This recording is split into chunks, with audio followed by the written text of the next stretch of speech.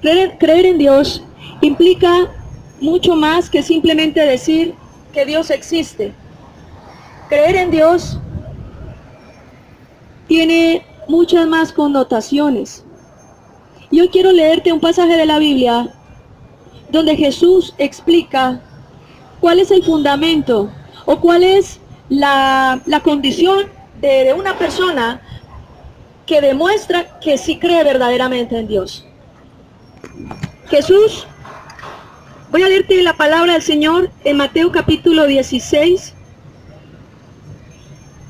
Y me impacta mucho esto, porque yo te había explicado, les había explicado a ustedes que cuando lean la Biblia, primero que todo traten de leerla en orden, para que siempre tengan el contexto y para que siempre sepan que a veces se dice un versículo, pero es que antes de eso Jesús estaba hablando de otras cosas, entonces eso le permite a uno ubicarse, saber el contexto de todo, tener como el panorama completo, porque tú puedes mirar así en el piso como un pedacito y puede ser un pedazo de la luna, puede ser cualquier cosa, pero cuando tú miras ya todo, no, esto es un parque, estamos en la Plaza Bolívar, ¿sí me hago entender? Entonces cuando tú miras algo desde todo un contexto, eso a ti te ayuda a aprender, a comprender mucho más lo que Dios quiere decir en cada pasaje.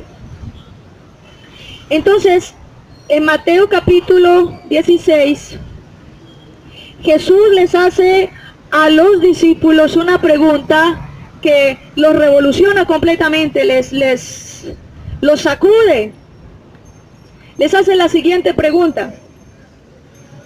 Voy a leerte Mateo 16 del 13 al 20. Dice: cuando Jesús vino a la región de Cesarea de Filipo, les preguntó a sus seguidores: ¿quién dice la gente que soy yo, el Hijo del Hombre? Ellos contestaron: algunos creen que eres Juan el Bautista, otros dicen que eres Elías, y otros que eres Jeremías, o uno de los profetas. Jesús les dijo: ¿y ustedes quién creen que soy yo? Simón Pedro le respondió: tú eres el Cristo, el Hijo del Dios viviente.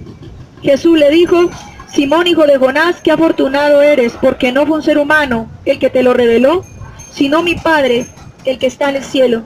Yo también te digo que tú eres Pedro, y construiré mi iglesia sobre esta roca. Las fuerzas de la muerte no la derrotarán, y te daré las llaves del reino de Dios. Si tú juzgas a alguien aquí en la tierra, Dios ya lo habrá juzgado en el cielo. A quien perdones aquí en la tierra, Dios también lo habrá perdonado en el cielo. Entonces Jesús les advirtió a sus seguidores que no dijeran nada a nadie, que Él era el Cristo. Entonces miren una cosa, la palabra del Señor habla que Jesús les estaba preguntando a los discípulos, ¿qué dicen por ahí la gente que quién soy yo? Pero después le pregunta a ellos, ¿y ustedes quién creen que soy yo?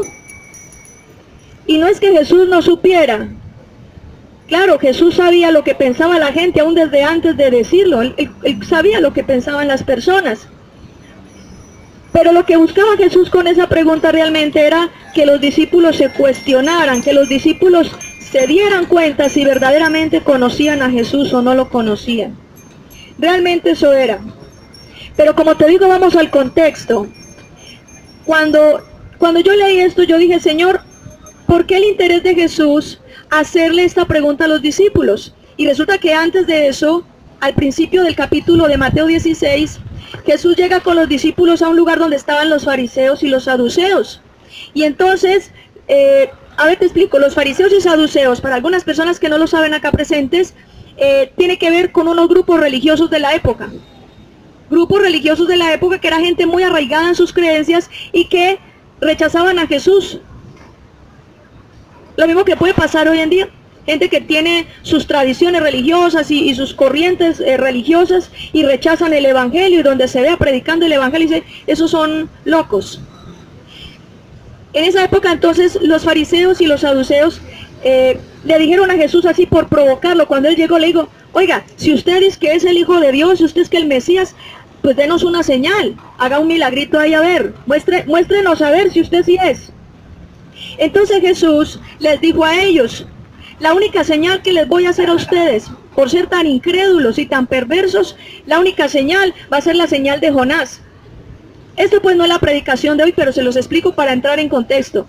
De esto habíamos hablado la vez pasada, la señal de Jonás. ¿Cuál es la señal de Jonás? Que dice que Jonás, por ser un profeta rebelde, recuerden ustedes que se lo tragó un pez y estuvo 3 días dentro del estómago de un gran pez. Y luego entonces el pez lo vomitó hacia el lugar donde tenía que ir a hacer la voluntad de Dios.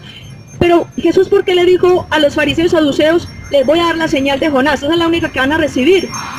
Quiere decir de que cuando menos lo piensa, este grupo religioso, y hoy en día la gente que es religiosa, la gente que no recibe el evangelio, se va a llevar una gran sorpresa cuando Cristo regrese. El día del regreso del Señor, la gente que está muy confiada en sus religiones y la gente que está muy confiada en las doctrinas que sigue, se va a dar cuenta que en realidad lo que Jesús no estaba buscando era una religión. Lo que Jesús estaba buscando era un corazón verdadero con Él, una comunión verdadera con Él, un arrepentimiento verdadero con Él, una relación de verdad. Y entonces, ¿qué va a pasar aquel día? Pues todos lo sabemos, como dice la palabra, que la gente va a ser juzgada, todos vamos a ser juzgados. Y en aquel día más de uno va a estar llorando, más de uno va a estar desconsolado, desconcertado, porque saben cuál va a ser su triste destino por toda la eternidad. Entonces la señal de Jonás, el Señor quiere decir, yo no les voy a hacer milagritos para que ustedes me crean. Cuando menos pensó, tome el tramacazo. Así va a ser la señal cuando venga el Señor, de mucha gente que se ha negado a escuchar y a recibir la palabra y a aceptar a Jesucristo como Salvador. Eso es lo que va a suceder. Entonces, luego que les dice, póngale cuidado, después de que Jesús les dice a los fariseos, esta es la única señal que van a recibir es la de Jonás, voltea y les dice a los discípulos, vámonos, cuídense de la levadura de los fariseos. A ver, les digo, los fariseos no eran panaderos, de una vez les digo, ellos no eran panaderos, ellos no estaban vendiendo ni harina de trigo, ni levadura, nada. Entonces, no, pero ustedes se ríen, pero les digo, en los evangelios, los discípulos quedan como así, y les preguntan a Jesús, es que ellos estaban haciendo pan, les dice, y ustedes sí, le dice Jesús, no, ustedes es que, mejor dicho, en los evangelios habla de eso, de que no la cogieron. Pero Jesús, aquí en Mateo 16, les dice, cuídense de la levadura de los fariseos. ¿Por qué les dice Jesús, cuídense de la levadura? ¿Y qué significa la levadura? Jesús le llamaba levadura, en este caso, a lo que es la religión, a lo que es la relación equivocada con Dios. ¿Y por qué la levadura la relaciona con la religión? Cuando la levadura es puesta en la harina, acuérdate que fermenta, la levadura se le pone a la masa y la fermenta. En Éxodo capítulo 12, cuando se instituyó la Pascua, Dios le dijo a Moisés, le dio esta instrucción, cuando hagas el pan no le eches levadura, harás pan sin levadura. Entonces, dentro de la ceremonia de la Pascua se comía pan sin levadura. ¿Por qué se comía el pan sin levadura? Porque significaba, el pan era la palabra de Dios sin levadura, o sea, no adulterada, la palabra de Dios pura, que era la que daba vida al pueblo de Israel. Entonces, cuando ellos comían pan sin levadura, estaban simbólicamente representando que permanecían en la palabra viva y verdadera del Evangelio, sin adulteración, o sea, sin intervención de religiones y cosas raras, sino la palabra tal y como era. Acuérdense que en el Antiguo Testamento era muy común que el pueblo de Israel le gustaba mucho las religiones de los egipcios, las religiones de los babilonios, las religiones de los persas, y entonces habían israelitas que tenían en su cabeza una mezcolancia, como la tienen hoy en día muchos, que van a testigos de Jehová, que van a esto, que van a aquello, y yo le digo, bueno, ¿usted en qué Dios cree? Y no me sabe ni responder muchas cosas. O sea, el concepto de Jesús está cada vez más embolatado, porque algunos se atreven a decir que Jesús es el mismo Padre, que simplemente es un nombre. Qué pesar, porque entonces, ¿quién mandó a quién?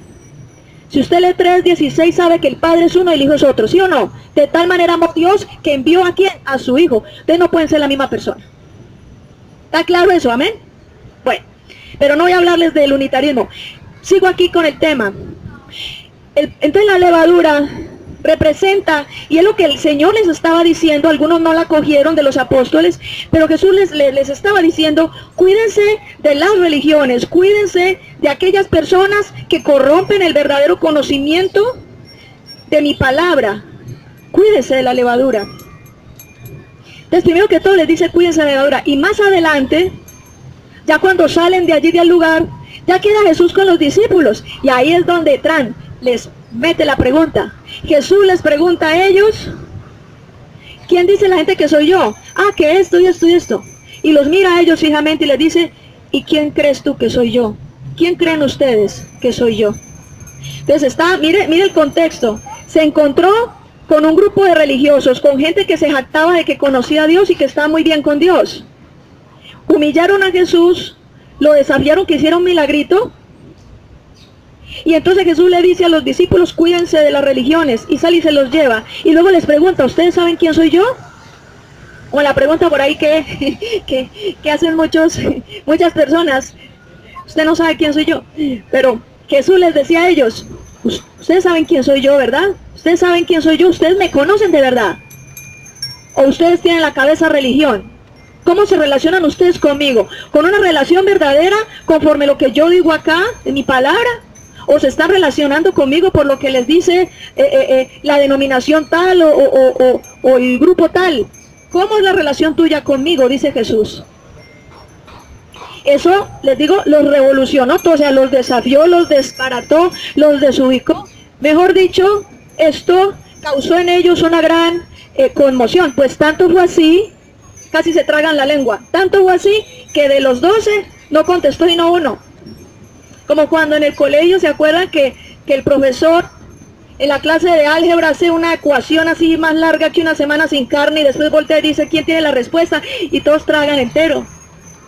Y no se levanta de 40 estudiantes, no levanta y no de pronto uno. Y eso que no está ni muy seguro de la respuesta. Y así fue el apóstol Pedro. Entonces levanta la mano y dice: Señor, yo más o menos, yo tengo ahí la respuesta. Yo quiero decir algo. Y es que yo creo. Él no dice, mire lo que dice Pedro. Pedro no dice: vea, Señor, yo hablo aquí en nombre de todos los discípulos. Lo que nosotros creemos es tal cosa. No. Pedro dice: yo creo que tú eres el Cristo, el Hijo del Dios viviente. La declaración que hace Pedro es algo, y esto es lo más importante del mensaje. Pónganme mucho cuidado. Eso es lo más importante del mensaje. Por la declaración que hace Pedro. ¿Por qué Jesús les pregunta a los discípulos: ¿quién soy yo para ustedes? ¿Ustedes saben quién soy yo? Les dice Jesús a los discípulos: ¿ustedes saben quién soy yo? ¿Ustedes saben quién soy yo? ¿Por qué? Porque mire una cosa, desde que Jesús escogió a los discípulos, acuérdense que Él empezó a llamar a cada uno, ¿se acuerdan? Unos iba por ellos allí, otros allí, decía: deja las redes de pesca y sígueme. Así les decía: sígueme, sígueme, sígueme. Y claro, los discípulos andando con Él, a un maestro, nos va a enseñar acerca de las Sagradas Escrituras. Ellos se iban, pero no tenían ni idea en ese momento de todo lo que, el proceso que iban a vivir al lado de Jesús. No tenían ni idea. Y entonces llega un momento en que Jesús comienza a orar por los enfermos y empieza a hacer tremendas señales, sanidades, milagros, y los discípulos al lado y todos: ¡wow! Este es el maestro que nosotros tenemos, ¡wow!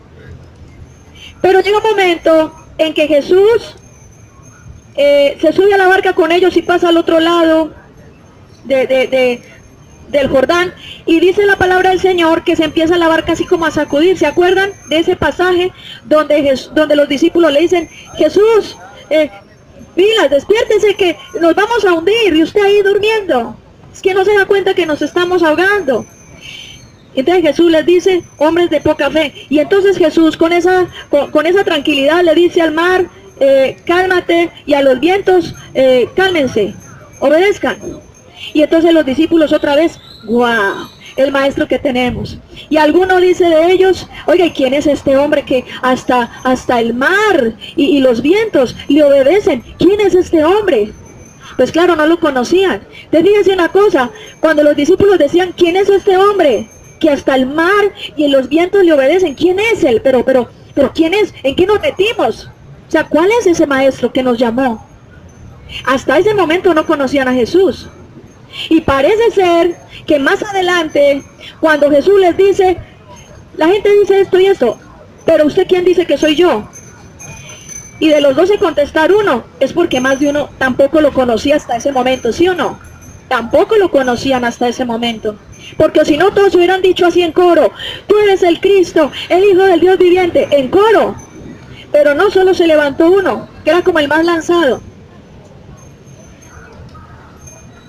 Esta declaración, y voy a la sustancia de este mensaje. Tú estás sentado aquí, te lo digo, tú te acercaste aquí porque Dios te quiere decir esto, que sigue a continuación. Pon mucho cuidado. Esta declaración que hizo Pedro, no habló en nombre del grupo, no dijo, a mí me parece, yo opino como dicen por ahí. No, él dijo con esa certeza, dijo, tú eres el Cristo, el Hijo del Dios viviente. Esta declaración le cambió la vida de Pedro y la posición de autoridad de Pedro. Te lo vuelvo a repetir. La declaración que hizo Pedro, tú eres el Cristo, el Hijo del Dios viviente. Esa declaración que él hizo con su boca, una declaración de fe, de certeza de quién era Jesús, cambió totalmente la vida de Pedro para siempre. La cambió. Y le cambió su posición de autoridad. Tú sabías una cosa, en estos días estábamos estudiando la palabra y estábamos hablando que, acuérdate que Adán antes de desobedecer, estaba en el huerto del Edén, Adán antes de desobedecer, Adán podía hablar con Dios de tú a tú. Adán tenía una posición espiritual de autoridad, porque aún Dios le dio potestad a Adán para ponerle nombres a los animales y para administrar la creación. O sea, tremenda autoridad tenía Adán. La perdió por causa del pecado y por someterse bajo la voluntad del diablo, por desobedecer a Dios. Y ahí entró el pecado en la humanidad, todos lo sabemos. De ahí en adelante te tengo una noticia. De ahí en adelante todos nosotros los seres humanos habíamos seguido esclavos del pecado y habíamos seguido sojuzgados bajo la autoridad de Satanás, todos. Hasta el más rezandero, hasta el que se esforzara por ser la más buena persona, todos estábamos sojuzgados al dominio de Satanás, todos. Entonces nuestro nivel de autoridad, nuestra posición de autoridad era paupérrima. ¿Por qué? Porque, como dice San Juan 8:34, el que practica el pecado es esclavo del pecado. Y aquí, ¿quién no ha practicado el pecado? Todos lo hemos hecho. Entonces, el hecho de estar sojuzgado al poder del diablo nos había quitado total autoridad. ¿Qué hizo Adán? Adán llegó y le entregó al diablo la autoridad que Dios le había dado como la persona preponderante en la creación. Él era el dominante en la creación. Era el mayordomo de la creación, era Adán. Entonces, por eso esas doctrinas filosóficas y esos cuentos de que la especie humana y la especie animal y nos ponen como al mismo nivel, eso es pura carreta. Déjeme decirle que cuando Dios creó al hombre, no lo creó a la par de los animales o por debajo de los animales, porque hay países que la gente muere de hambre que porque la vaca es sagrada. Eso es pura carreta del diablo. Nosotros los seres humanos estamos por encima de los animales y de las plantas. Esa es la noticia que te tengo, por encima de la creación. En ese caso, Adán tenía la posición de autoridad que se dejó robar del diablo por el pecado. Pero el Señor Jesucristo se hizo hombre. Ahí te vas a entender por qué se hizo hombre. Él se despojó de su condición de Dios y se hizo hombre. Y enfrentó al diablo bajo las mismas condiciones que el diablo se le presentó a Adán. Entonces, Adán y el diablo, Adán le entregó autoridad al diablo, pero ahora Cristo y el diablo. ¿Y sabes qué hizo Cristo? Le arrebató la autoridad que el diablo tenía sobre la humanidad. Se la arrebató. ¿Y por qué se la arrebató? Porque la tomó legalmente, no se la robó, la tomó legalmente. Porque él se mantuvo limpio, puro y sin mancha y nunca pecó. Jesucristo siendo hombre, nunca pecó. Y aparte de eso murió en la cruz y pagó por los pecados que tú y yo merecíamos pagar. Fue el cordero del sacrificio que se ofreció por nosotros. Entonces, volviendo a esa posición de autoridad, el hecho de que Jesús le haya recuperado la autoridad que Adán perdió, Jesús recuperó esa autoridad, no para él, porque la autoridad de Jesús es mucho más allá que la autoridad de los seres humanos, sino que él recuperó esa autoridad para entregársela a todo aquel que crea en Jesucristo, que se aparte de pecado y que lo reciba. Es una noticia muy grande, porque quiere decir de que tú y yo, por el hecho de apartarnos de pecado, de creer en Jesucristo, así como creyó Pedro, tú eres el Cristo, el Hijo del Dios viviente. El hecho de creer en Jesucristo, apartarnos de pecado, nos libra del poder del diablo y nos pone y establece en un lugar de autoridad superior. En un lugar de autoridad donde a ti el diablo no te puede hacer daño, donde el diablo no te puede tocar, donde por más brujerías que te hagan y por más cosas que se levanten contra ti, ni la muerte se puede señorear de ti. Pero eso sí, tienes que dejar el pecado. Porque hay gente conchuda en religiones raras, dice, no se puede seguir pecando, que Cristo ya pagó por nosotros. No, señor, bájese de ese bus, que así no es. Aquí el asunto es del pecado. Tú dejas el pecado, recibes autoridad. No dejas el pecado, I'm sorry, no tienes autoridad. Ninguna persona que esté esclava del pecado puede decir que tiene autoridad espiritual. Eso es mentira. Pero entonces, algunos que hicieron así como feo, como, ay, qué embarrada, no se preocupen, porque precisamente el propósito de Dios es que tú y yo recuperemos esa autoridad. Y por eso te estoy hablando de la declaración que hace Pedro. Pero dice, tú eres el Cristo, el Hijo del Dios viviente. Y te voy a leer cómo le dice Dios. Dice, Simón, hijo de Jonás, qué afortunado eres, porque no fue un ser humano el que te lo reveló, sino mi Padre que está en el cielo. Mire, el asunto de que tú creas que Jesús es el Hijo de Dios no es un tema de que te lo haya metido alguien a punta de consejos. Yo le digo una cosa, yo cuando estaba peladita hice el catecismo para la primera comunión y el cura le decía a uno 7000 veces en todas las clases que Jesucristo resucitó al tercer día entre los muertos, el credo, ¿no? Y nos llevaba a rezar el credo y todo eso. Yo siempre supe, desde que tengo memoria, yo siempre sabía que Jesús había muerto en una cruz. Yo siempre lo sabía. Tenía la información intelectual. Pero eso para mí no significaba nada.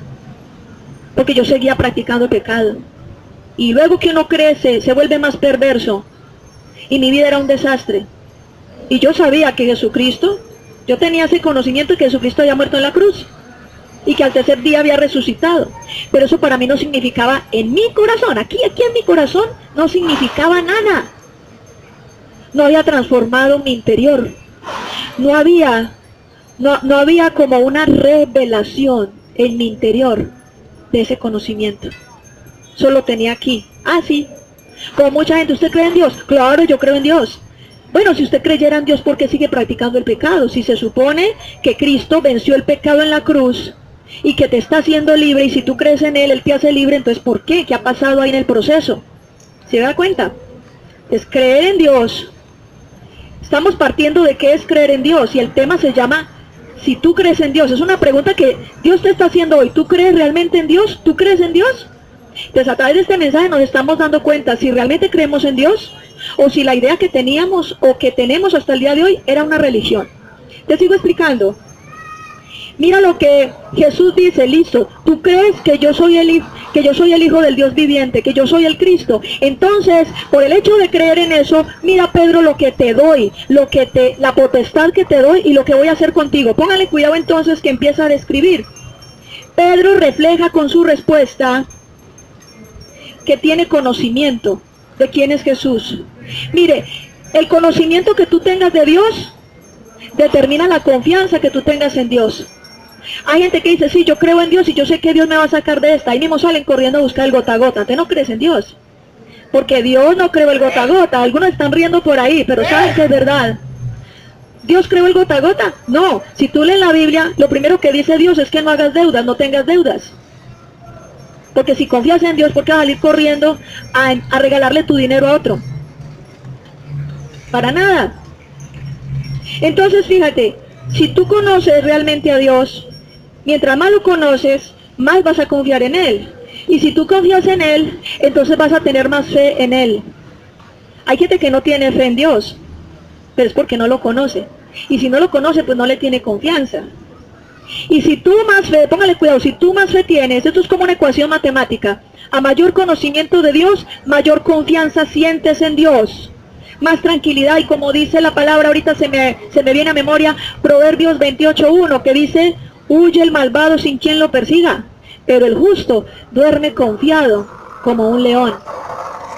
Mira la diferencia tan grande entre alguien que conoce a Dios y alguien que no lo conoce y no tiene una relación con Él. La persona que conoce verdaderamente a Dios tiene paz, tiene reposo, así esté con la nevera vacía. Pero mira la nevera, gracias Señor, porque tú la vas a llenar, porque tú siempre me vas a dar todo lo necesario. Y cada día esa persona siempre está hablando palabras de fe y confiando. Si esa persona conoce a Dios, tiene más confianza. Y esa confianza lleva a esa persona a tener fe. Y la persona que tenga fe, acuérdense lo que dice Hebreos 11:6, sin fe es imposible agradar a Dios. Para que exista en tu vida un milagro, hay gente que le gusta mucho ir a los cultos de sanidad y milagros, pero no tienen fe.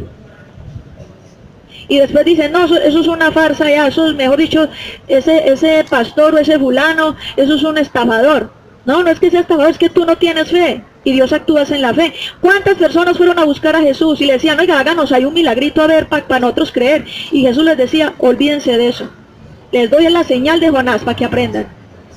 Y con eso los despachó. Lo mismo en este tiempo.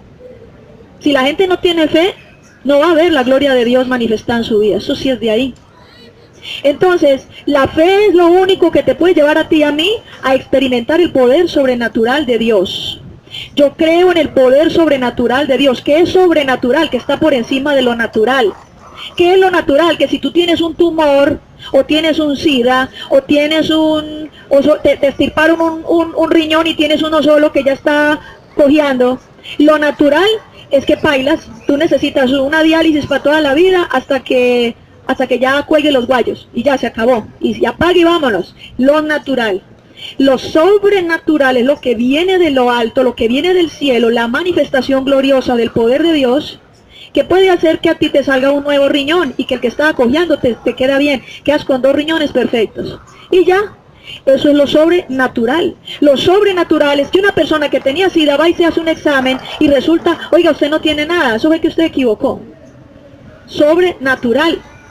Pero ¿quién experimenta ese poder sobrenatural? O pregunto, ¿qué necesitas tú para experimentar el poder sobrenatural de Dios en tu vida? Sencillo. Tú no necesitas ir a Buga, a pagar no sé cuántas promesas y andar en tachuelas, en rodillas, llegar hasta la estatua esta. No. Tú no necesitas volverte vegano, vegetariano. Tú no necesitas hacer yoga, no necesitas, sino, la Biblia, ¿qué me dice a mí? Solo tener fe para experimentar lo sobrenatural de Dios, porque la palabra dice, al que cree todo le es posible, todo. Tengas un cáncer, te lo digo, tengas un cáncer, tengas el problema más tenaz en tu familia, así te estén persiguiendo para matarte, porque yo he visto la gloria de Dios en mucha gente que ya estaba sentenciada, y lo que hace el Señor es sobrenatural. Y cuando menos pensó, dice la misma palabra, que tú buscarás a tus enemigos y no los encontrarás. Porque ¿qué hace el Señor? El Señor se encarga de hacer lo que el hombre no puede hacer, lo que ni la policía puede hacer. Entonces lo sobrenatural viene por causa de la fe. Entonces el hecho de Pedro declarar que Cristo, que Jesús es el Cristo, te hago una aclaración. ¿Qué significa la palabra Cristo? Cristo significa Mesías, significa Salvador, sí, significa ungido. Ungido, o sea, escogido y consagrado por Dios mismo para la misión que él tenía. Eso significa la palabra Cristo. Esas religiones que dicen, sí, no, es que hay muchos Cristos, el Cristo los Cristos, los iluminados que van a venir y no sé qué, mentira del diablo. Solo hay un Cristo y es Jesús, el Hijo de Dios. Amén. Solo hay un Cristo. Entonces debes tener en cuenta esto. Entonces Pedro le dijo que él era el Cristo. ¿Qué fue lo que causó? Estamos en la sustancia del mensaje. ¿Qué fue lo que causó que Pedro adquiriera esa posición de autoridad. Pedro hizo esta declaración y mire lo que desató esa declaración sobre la vida de Pedro. La vida de Pedro le cambió totalmente. Primero, Jesús le dice a Pedro, sobre esta roca edificaré mi iglesia. Le voy a aclarar esto porque esto lo han cogido de mentira. Que el primer papa era Pedro, eso es mentira. Y que sobre esta roca edifico mi iglesia, o sea, sobre Pedro y sobre el fundamento de Pedro. Y no, eso no es cierto. Lo que dice la Biblia y lo que Jesús le decía a Pedro es sobre esta roca. ¿Y cuál era esa roca? Era la fe. Pedro representó la fe cristiana, la fe verdadera. La fe que atraía el poder sobrenatural de Dios a la tierra. Pedro representa a la iglesia cristiana verdadera. Así de sencillo. Con esa declaración. Entonces cuando Jesús lo dijo, tú eres Pedro y sobre esta roca edificaré mi iglesia. O sea, sobre la fe cristiana voy a edificar mi iglesia. Esa iglesia cristiana surgió con la muerte de Cristo en la cruz. Ahí comenzó la vida de la iglesia. Y si no me crees, lee Efesios 2, del versículo 16 en adelante. Dice que en su cuerpo Él reconcilió a judíos y gentiles formando un solo cuerpo. No hablaba del cuerpo de Él, físico. Está hablando del cuerpo de Cristo, o sea, de la iglesia. Formó la iglesia. El origen de la iglesia cristiana fue con la muerte de Cristo en la cruz. Ahí comenzó la iglesia cristiana. ¿Y cuándo comenzó eso del papa y no sé qué? ¿Cuál fue el primer papa? ¿Y cuándo comenzó el papado? El año 320, o sea, 320 años después, un emperador llamado Constantino fundó la Iglesia Católica Romana. La fundó un emperador llamado Constantino 300 años después de que Jesús le dijo eso a Pedro. 300 años después fundó la iglesia. ¿Quién? Constantino, la Iglesia Católica, y él mismo fue autodenominado papa. ¿Ustedes sabían eso? Fue el primer papa. Ustedes no fue Pedro. O sea, eso es un calentado ahí que le puede meter a alguien si no lee la Biblia. Entonces, queda claro eso. Que Jesús vio en Pedro la fe de los creyentes. Obviamente no era una fe infalible. Acuérdense que Pedro lo negó cuando el gallo cantó 3 veces. Así que nosotros no somos infalibles. Entonces, hoy en día, nosotros los creyentes somos la iglesia del Señor, pero no somos infalibles. También tenemos en cuenta eso, ¿no? Y dice la palabra también, dice, las fuerzas de la muerte no la derrotarán. ¿A quién? Pues a la iglesia. Dice, sobre esta piedra, o sea, sobre la fe, edificaré mi iglesia. Y dice, y la muerte, las puertas de la muerte no la derrotarán. ¿Qué quiere decir? De que mientras mi iglesia mantenga esa fe intacta, el diablo no puede destruirlos. El diablo no puede contra ellos, el diablo no puede contra mi iglesia. Así lo está diciendo la palabra. ¿O no? Así lo está diciendo la palabra, que el diablo no iba a poder contra ellos. Una iglesia con fe. Entonces, fíjate una cosa, ¿qué es la iglesia para Jesús? La iglesia para Jesús es la unidad de los creyentes que tienen una relación con Él, no religiosa, sino verdadera, fundamentada en la palabra. Él no dijo, y los testigos de Jehová, la muerte no los derrotará. Eso no dijo. Aquí no veo yo nombres de iglesias ni denominaciones. Aquí dices iglesia, mi iglesia. O sea, la gente que no se apoya en religiones, sino que tiene una verdadera relación con Él. Que se han apartado de pecado. Porque tú puedes ir a un lugar y si no te apartas de pecado, dejas de ser iglesia. No eres iglesia. Así vayas a quién sabe dónde. No eres iglesia. La base para que tú seas iglesia es que tú creas en Jesucristo y que de verdad te hayas apartado de pecado y que de verdad tengas una verdadera relación con Dios. Esa es la base de la iglesia. Y sigue diciendo, el punto B, dice, y a ti te daré las llaves. No se las está dando a Pedro, se las estaba dando a lo que, a ver, detrás de Pedro, ¿qué había? Toda la iglesia cristiana, ¿sí o no? Entonces, Jesús le dijo, y a ti te daré las llaves. Las llaves se las estaba dando a la iglesia, a todos los que creyeran que Jesucristo es el Mesías, es el Cristo y el Hijo del Dios viviente. Y tome la llave. Así, la iglesia, no denominaciones, sino iglesia, la verdadera iglesia que Él va a venir a buscar cuando regrese, la iglesia. Y a ti te daré las llaves. ¿Qué significa la palabra llave? ¿Para qué sirve una llave? para abrir, ¿verdad? Abrir un cajón, abrir una puerta, para abrir. La Biblia menciona la palabra llave como un símbolo de autoridad. El que tenga la llave tiene la autoridad. Apocalipsis capítulo 3 versículo 7 dice, esto dice el santo y verdadero, el que tiene la llave de David, el que abre y ninguno cierra. Ya perdieron. Y el que cierra y ninguno abre, de malas. Ahí, ¿quién es el que tiene la llave? La autoridad máxima sobre el universo, Rey de reyes y Señor de señores, Jesucristo, el Hijo del Dios viviente, a quien sea la gloria por los siglos de los siglos. Entonces, el que tiene la llave se la puede prestar al que quiera, ¿no? Usted va y le dice en la oficina, le dice al mensajero, présteme la llave de la caja. No, yo no la tengo, la que tiene la llave de la caja es la tesorera, ¿sí o no? Entonces, nadie le puede dar la autoridad a alguien si no la tiene. Pero Jesús sí la tiene toda. Y Jesús le dice a la iglesia, y a ti te doy las llaves. O sea que toda persona que se aparta de pecado, que cree en Jesucristo y que se determina cortar con todo vínculo con Satanás y seguir la verdadera fe, Dios le da una autoridad y Dios lo eleva a una posición de autoridad distinta. Y dice, a ti te daré las llaves. Y mira lo que dice, a ti te daré las llaves del reino. Quiere decir de que a través de la oración de un creyente, de una persona que verdaderamente tenga una relación con Jesucristo, puede suceder una sanidad, ¿o no? La enfermedad huye, los demonios huyen, porque hay un cristiano verdadero que ora. Y donde hay un cristiano verdadero, pues tantos testimonios que yo creo que ustedes han escuchado en YouTube, de brujos que se convierten al evangelio y dicen, sí, yo una vez iba por el andén y venía un cristiano y yo sentí unos corrientazos y me tuve que cambiar de andén. ¿Por qué? Porque Cristo está en él. Porque el poder de las tinieblas no resiste la presencia de Cristo en una persona. Así de sencillo. Hay gente que tiene mucha autoridad, pero no es porque anden con corbata y portafolio, porque tienen una relación con Dios y son gente de oración, son gente de fe, tiene autoridad. Y el diablo los ve y tiembla.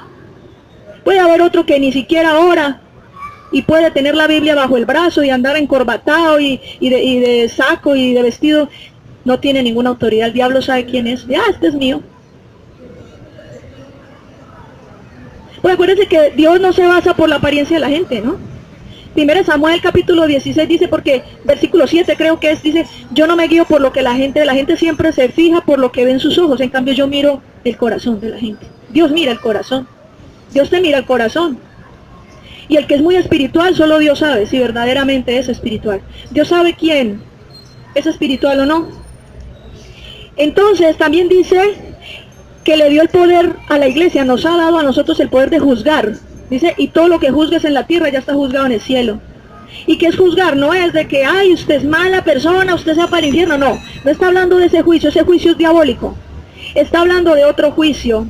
Y es que nosotros tenemos la autoridad para juzgar las tinieblas, para deshacer las fuerzas del diablo. Si tú eres un papá y tienes un hijo que está en la droga, tú vas a declarar que todos los poderes del diablo que ataban a tu hijo a la droga son destruidos, son vencidos en el nombre de Jesús. Y tu hijo comienza a ser libre, punto. A eso es que se refiere la palabra juzgar. Tú juzgas los poderes de las tinieblas. Pero si tú, como te digo, es una condición. Si tú convives con los poderes de las tinieblas, ¿cómo los vas a juzgar? Termina siendo juzgado. Y también dice la palabra, dice que le dio otra autoridad y es ser un instrumento para manifestar su gloria. Entonces yo quiero preguntarte hoy rápidamente algo y es, ¿realmente crees en Dios? Si tú me dices a mí que realmente crees en Dios, entonces yo te voy a preguntar lo siguiente. ¿Lo has dejado todo por seguir a Jesucristo? Amigos, la querida aquella que no te convenía, ¿lo has dejado todo por seguir a Cristo? ¿Qué has dejado tú por seguir a Dios? También te hago otra pregunta. Si tú realmente crees en Dios, ¿has estado dispuesto a aceptar la soledad y el rechazo de la gente por el hecho de ser cristiano? Porque te digo una cosa, una vez que tú te conviertes al evangelio, los amigos se te van, la gente se te empieza a burlar, dice, este ya le lavaron el cerebro, usted está loco, usted evangélico. También lo otro que quería preguntarte, ¿tomaste la decisión de negarte a los deseos de la carne? Eso es creer en Dios. Tú no puedes decir que crees en Dios, vas a una misa, vas a un ritual, a una ceremonia, yo qué sé, y sigues viviendo una vida de pecado. Tú no crees en Dios. Estás echando carreta ahí. Eso no es creer en Dios. ¿Te das cuenta? Entonces, ¿qué es creer en Dios? Creer en Dios es dejarlo todo por Él, estar dispuestos a dejarlo todo. Y todo es todo. Creer en Dios es estar dispuestos a que siendo cristianos, tú estés dispuesto a aceptar la soledad, estés dispuesto a que la gente te haga el feo, a que el amigo que te llamaba para ir yo no sé dónde ya ni quiere estar contigo. Tú tienes que estar dispuesto a eso. Tú no crees en Dios. Si no te gusta, si es más importante para ti tus amigos, si es más importante para ti el amante o lo que sea, el mozo, el que sea, entonces tú no crees en Dios. Si eres capaz de negarte a los deseos de la carne, saber que eres una persona iracunda, pero tú sabes que la ira es pecado y tú dices, no, voy a cambiar esa manera de ser. Otros pueden decir, no, es que yo soy así, y punto, y así me quedo. Usted no crees en Dios. ¿Qué es lo que el Señor está queriendo hablarte a través de este mensaje? Que creer en Dios va mucho más allá de una afirmación positiva. Creer en Dios va mucho más allá que la canción que tú puedas cantar en una reunión religiosa. Creer en Dios va mucho más allá de decirlo. Una cosa es que tú digas que crees en Dios, pero otra cosa es que tú con tu vida puedas dar fe de ello, puedas demostrarlo. La fe no se cuenta, la fe se demuestra.